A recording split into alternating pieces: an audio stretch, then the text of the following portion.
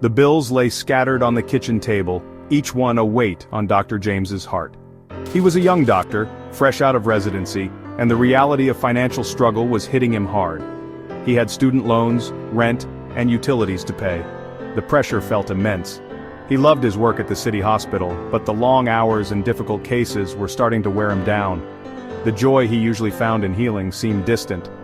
Dr. James picked up an envelope, the hospital bill for his mother's recent surgery. It was a stark reminder of why he worked so hard, why he pushed himself to the limit. His mother had always believed in him, encouraged his dream of becoming a doctor. Now, he was the one who needed to be strong. He knew he couldn't afford to drown in despair. He had patients who needed him, a responsibility he didn't take lightly. Taking a deep breath, Dr. James decided to take a walk in the nearby park. The park was a welcome escape from the city's clamor.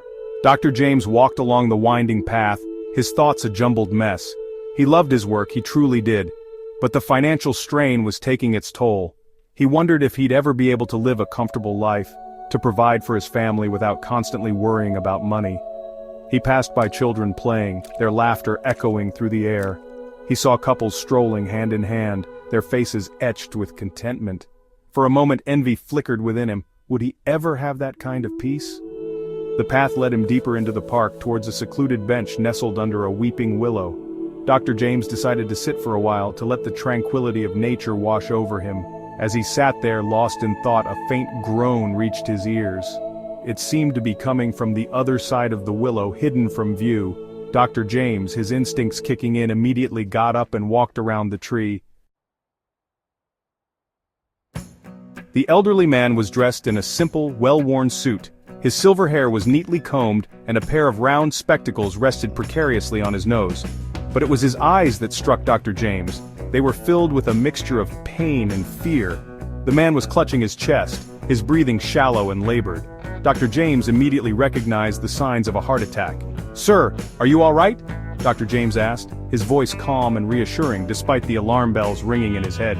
The man tried to speak but could only manage a raspy whisper. Dr. James knew he had to act fast. He checked the man's pulse, his fingers searching for a steady beat. It was faint, erratic. "My name is Dr. James," he said, hoping to provide some comfort. "I'm a doctor. I'm going to help you." He reached for his phone, his fingers flying across the screen as he dialed emergency services. Keeping the elderly man calm and stable was paramount. Dr. James knew that panic could worsen his condition. "Help is on its way, sir," he said, his voice steady and reassuring. He gently loosened the man's collar and tie, trying to make him as comfortable as possible. The man's breathing was still labored, but his eyes seemed to hold a glimmer of hope now. "Thank you, doctor," the man whispered, his voice raspy. "You are a godsend." Dr. James smiled reassuringly. "Just doing my job, sir," he replied, though in truth he felt anything but ordinary in that moment. He stayed by the man's side, monitoring his vital signs, talking to him softly to keep him conscious.